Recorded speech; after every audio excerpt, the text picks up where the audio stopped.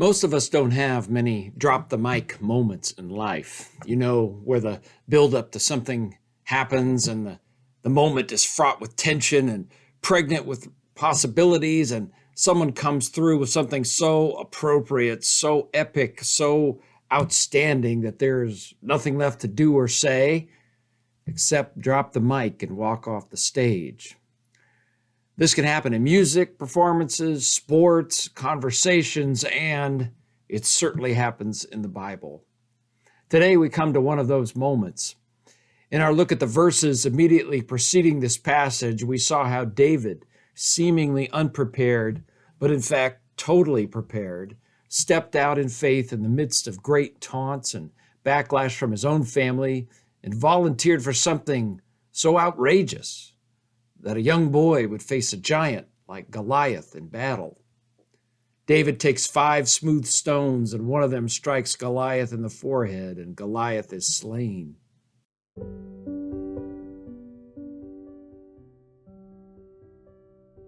First Samuel chapter 17, verses 50 to 58. So David triumphed over the Philistine with a sling and a stone. Without a sword in his hand, he struck down the Philistine and killed him. David ran and stood over him. He took hold of the Philistine's sword and drew it from the sheath. After he killed him, he cut off his head with the sword. When the Philistines saw that their hero was dead, they turned and ran. Then the men of Israel and Judah surged forward with a shout and pursued the Philistines to the entrance of Gath and to the gates of Ekron.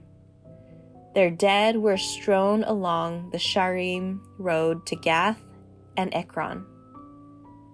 When the Israelites returned from chasing the Philistines, they plundered their camp. David took the Philistine's head and brought it to Jerusalem. He put the Philistines' weapons in his own tent.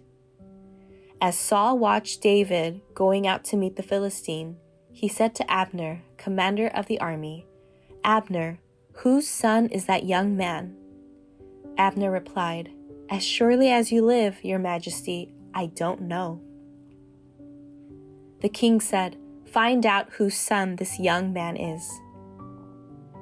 As soon as David returned from killing the Philistine, Abner took him and brought him before Saul, with David still holding the Philistine's head. "Whose son are you, young man?" Saul asked him. David said, "I am the son of your servant Jesse of Bethlehem." And in today's passage, we see the aftermath. In verse 51, we read, David ran and stood over him. He took hold of the Philistine's sword and drew it from the sheath. And after he killed him, he cut off his head with the sword. Later, we also read about this cut off head in verse 54. This gruesome ending to a one-on-one battle led to the Israelites routing the Philistines. And the cut off head makes another appearance in verse 57 when David brings it as he is summoned by Saul, the king, to his tent. "Who is this guy?" Saul asks Abner, his commander-in-chief, and Abner doesn't know. In the 1989 Batman movie, there was a famous scene where Batman rescues someone from a robbery, and upon catching the criminal and holding him up by his collar, the terrified criminal asks, "Who are you?" And Batman says in a gruff and raspy voice, "I'm Batman," and drops the criminal down. David walks into Saul's tent after the leaders didn't know who he was and drops Goliath's head on the ground and says, "I'm the son of your servant Jesse of Bethlehem. That is who I am, and this is what I've done." Talk about a drop the mic moment. The battle is the Lord's, we have just read in the previous verses. David comes from out of nowhere to slay the giant in spectacular fashion and announces to all his lineage from Jesse of Bethlehem. This ruddy, handsome boy, as our text puts it, will soon rise to become a threat to Saul and eventually become the king of all Israel, the greatest king in Israel's history. This warrior, who is a shepherd, shows everyone what kind of mettle he has in killing the fiercest enemy of Israel. Now, most of us will never do anything that dramatic. Drop the mic moments are exceedingly rare in real life. And you and I are rarely in a position to drop a severed head on a table and announce who we are. But we can say, the battle is the Lord's, and rush in to do what we've been called to do. As normal, ordinary people, each of us has been given power and love and a sound mind, like we mentioned yesterday from 2 Timothy. We can be David to the Goliaths in our own, less spectacular, but no less needed ways. We can endure the taunts of others, as we talked about yesterday, and the challenges from within our own families to rise up to the big moments in front of us. No one, neither his father nor his brothers, called or even considered David when Samuel visited his family looking for Israel's next king.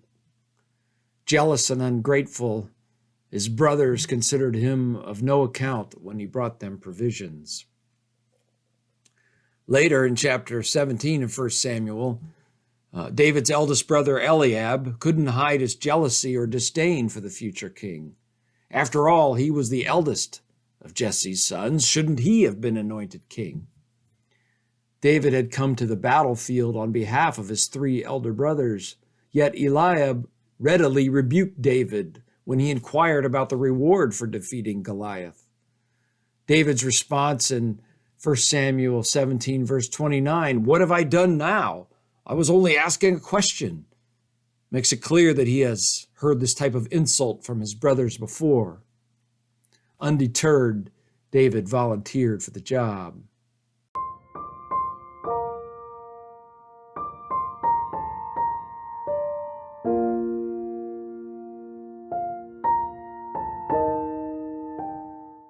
Are family expectations holding you back? Do people think you can't do the job? David's confidence was in who God made him to be and the fact that the battle is the Lord's. Sword and spear do not decide battles, David said, but God's provision and preparation. Let us not cower before the Goliaths in our lives. We can overcome evil. We can overcome the belittling and low expectations of our families. You know, just as it is not good to think too highly of oneself, to be prideful, it is also not good to think too lowly of oneself. God has made each of us with a love and special calling. We are created in the image of God with gifts for use both in the church and in the world. Why should the naysayers or the hecklers keep us from our date with our destiny before the Lord? Stride into battle with confidence in the Lord and know that God has called you to your task and equipped you to do it. Dropping the mic might be kind of silly, but there is no denying that God and God's people are sometimes victorious and even ultimately victorious. And sometimes that victory is sweet. We as Christians take no joy in the debasing of our enemies. In fact, Jesus said we are to love our enemies. But we can revel in the goodness of God for his provision for us over the evil that threatens to undo us. As Martin Luther famously wrote in the stirring hymn, "A Mighty Fortress is Our God." In fact, the very last word of this chapter hints at something glorious that will be coming. Someone will be born in Bethlehem, someone who will be the victorious Lamb who will preside over the tree of life, which will be for the healing of all the nations. Someday, whenever that will be the ultimate drop the mic moment. The battle is the Lord's. Go forth with with confidence and joy.